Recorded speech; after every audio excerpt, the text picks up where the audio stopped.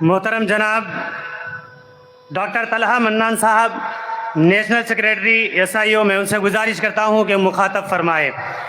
الحمدللہ رب العالمین والصلاة والسلام علی رسولہ الکریم والامام المجاہدین والطیبین والطاہرین۔ اسٹیج پر موجود قائدین ملک و ملت اور ورنگل کی حوصلہ مند، پرجوش اور باہمت عوام کو SIO آف انڈیا کی جانب سے سلام پیش کرتا ہوں۔ السلام علیکم ورحمۃ اللہ وبرکاتہ۔ آج عوام کا یہ ٹھاٹھے مارتا ہوا سمندر حکومت ہند کو یہ واضح پیغام دے رہا ہے کہ تم نے جس خون کو مقتل میں دبانا چاہا، آج وہ کوچہ و بازار میں آ نکلا ہے۔ کہیں نعرہ، کہیں شعلہ، کہیں پتھر بن کر خون چلتا ہے تو دبتا نہیں آئینوں سے، سر جوڑتے ہیں تو جھکتے نہیں سنگینوں سے۔ حاضرین کرام، وقف ترمیمی بل جب لایا گیا تو یہ خواب دکھائے گئے کہ یہ مسلمانوں کے لیے نعمت ثابت ہوگا، لیکن نیت میں کھوٹ زیادہ دن تک چھپتی نہیں ہے۔ اس ملک کے وزیر اعظم نے ایک پبلک ریلی میں جب مسلمانوں کے حوالے سے، اس ملک کی دوسری سب سے بڑی اکثریت کے حوالے سے نازیبا الفاظ کا استعمال کیا تو یہ بات پورے ملک پر ہو گئی کہ دراصل ایجنڈا کچھ اور ہے۔ اور ایجنڈا کیا ہے؟ ایجنڈا وہ ساورکرسٹ اور گولوالکرسٹ ایجنڈا ہے جو اس ملک میں مسلمانوں کے وجود کو مٹانا چاہتے ہیں، جو اس ملک سے مسلمانوں کو ندارت کرنا چاہتے ہیں۔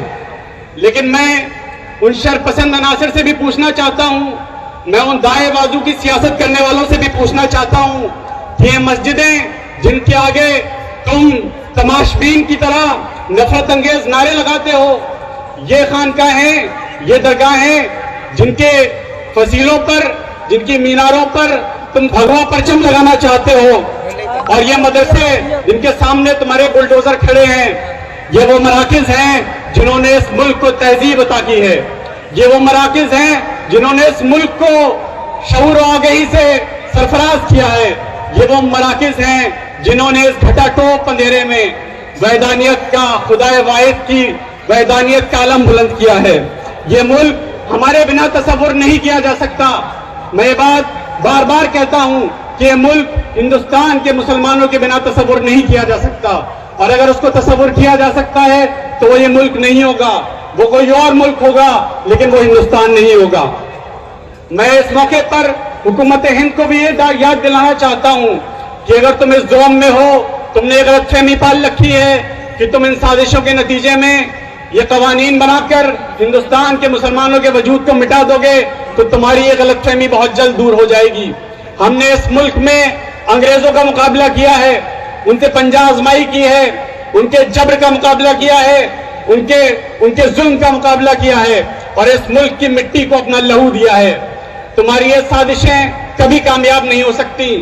ہم نے گجرات دیکھا ہے، ہم نے مظفر نگر دیکھا ہے، ہم نے بھاگلپور دیکھا ہے، اور ہم نے تمام وہ فسادات دیکھے ہیں جن کے دوران مسلمانوں کے سروں پر تلواریں لٹکائی گئیں۔ لیکن آج ہماری یہ موجودگی اس بات کی شہادت دے رہی ہے کہ ہمیں اس ملک سے نہیں مٹایا جا سکتا۔ میں آخری بات یہ بات کہتے ہوئے اپنی بات ختم کروں گا کہ یہ کہا جاتا ہے کہ حکومت قوانین اس لیے بناتی ہے کہ بہار کا الیکشن سامنے ہے، یہ کہا جاتا ہے کہ نیشنل سیکیورٹی کا مسئلہ ہے۔ میں یہ کہتا ہوں اور اللہ یہ بات کہتا ہوں کہ مسلمانوں کا اجتماعی وجود مٹانے کی سازش اس ملک کے لیے سب سے بڑا نیشنل سیکیورٹی کا مسئلہ ہے۔ مسلمانوں کی موب لنچنگ اس ملک کے لیے سب سے بڑی نیشنل سیکیورٹی کا مسئلہ ہے۔ مسلمانوں کے گھروں پر بلڈوزر اس ملک کے لیے سب سے بڑا نیشنل سیکیورٹی کا مسئلہ ہے۔ تو اس مسئلے کو کمتر مت سمجھیے، اس کو سیکنڈری مت سمجھیے۔ یہ آپ کی لڑائی ہے، یہ مسلم پرسنل لا بورڈ کی ذاتی لڑائی نہیں ہے، یہ جناب اسد الدین اویسی صاحب کی ذاتی لڑائی نہیں ہے، یہ مولانا خالد سیف اللہ رحمانی صاحب کی ذاتی لڑائی نہیں ہے، یہ میری اور آپ کی لڑائی ہے۔ اور اس لڑائی کے لیے ورنگل کی عوام نے آج اپنی اتحاد کا ثبوت دیا ہے۔ موقع آئے گا تو ورنگل کی عوام ظالموں کا ہاتھ بھی روکے گی اور بلڈوزروں کے سامنے سینہ سپر ہو جائے گی، اور اس ملک کے لیے، اس قوم کے لیے، اپنے اجتماعی وجود کے لیے ایک بار پھر قربانیوں کا نذرانہ پیش کرے گی۔ والسلام علیکم ورحمۃ اللہ وبرکاتہ۔